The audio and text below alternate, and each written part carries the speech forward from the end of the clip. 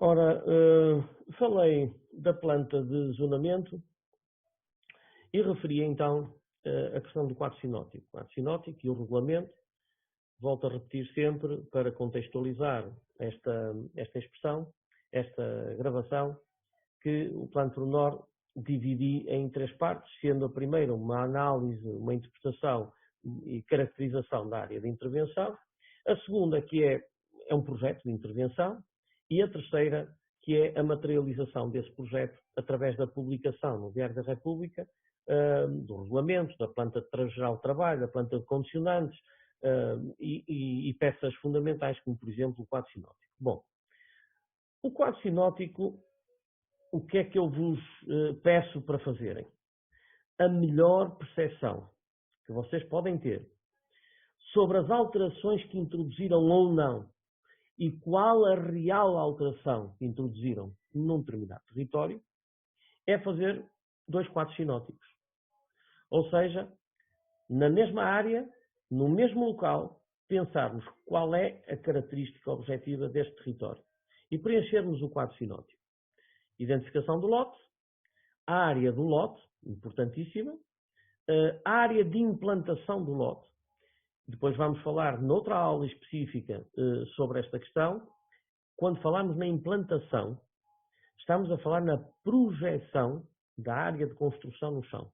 Ora, estamos a falar em Luanda, que tem uma característica muito própria da ocupação do território, e aqui é fundamental entrar a outro capítulo, que é o que temos como construção primária, como construção secundária e como áreas dependentes.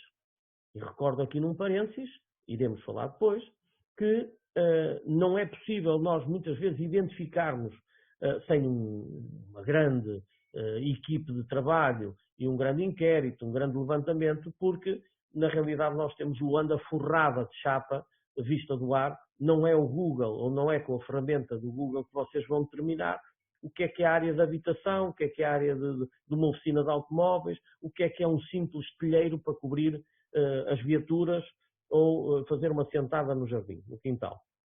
Portanto, esse quadro sinótico tem área de lote, área de implantação, com a característica construção primária, construção secundária e construções dependentes. E depois temos, por exemplo, a área bruta de construção. Porquê? Porque vocês podem ter uma implantação de uma determinada casa, e a casa é de resto de chão, ou a mesma casa ter dois pisos, ou a mesma casa sucessivamente e ao longo do tempo ganha 3, 4 pisos, o que é muito frequente numa área preferencialmente habitacional, como a Vila Alice ou a Nova Vida, em que vejam, por exemplo, na Nova Vida, onde as áreas supostamente dependentes, ou seja, a casa primária, corresponde a menos área do que os anexos que foram construídos. Portanto, os anexos são maiores, mais altos e numa área quase triplicada da construção primária. Portanto, a área bruta de construção, que tem de aparecer, é um dado fundamental no quadro sinótico. Mas o que é que resulta desta análise? A aula número 1, lote 1, 2 e 3. Caracterizando 3 lotes exatamente iguais, mas contando uma história de família ou de famílias no mesmo lote, quantos carros chegam ao fim da rua às 7h30 da manhã ou às 6h30 da manhã? Porque, na realidade, a área bruta de construção pode ser uma casa muito grande, mas corresponder a um núcleo familiar. Quantas pessoas nesse núcleo familiar? E quantas pessoas dessa família correspondem a uma população ativa ou não? Vamos imaginar que temos um casal com um filho ou que temos um casal com 10 filhos. Portanto, na realidade, representa o número de viaturas ou o número de população ativa é diferente.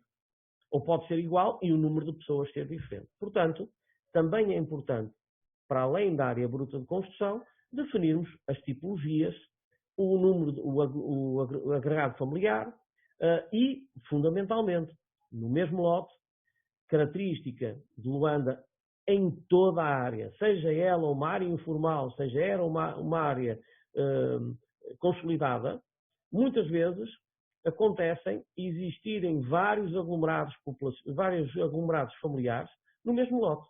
Existem 3 famílias.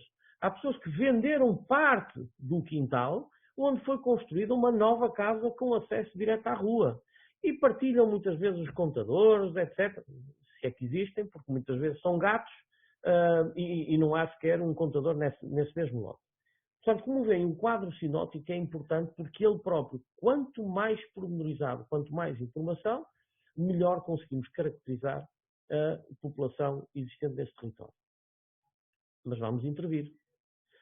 Se vamos intervir no território, vamos partir de um princípio.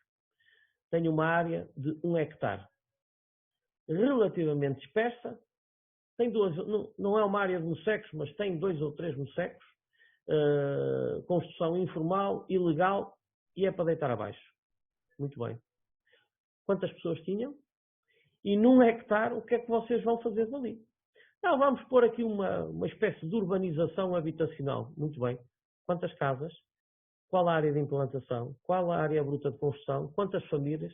Para sabermos quantos carros vão chegar ao fim da rua. Portanto, significa que uma coisa é o quadro sinótico para termos noção da caracterização da população, isso é um instrumento de trabalho, de análise, e outro é o quadro sinótico final, que é um instrumento de trabalho.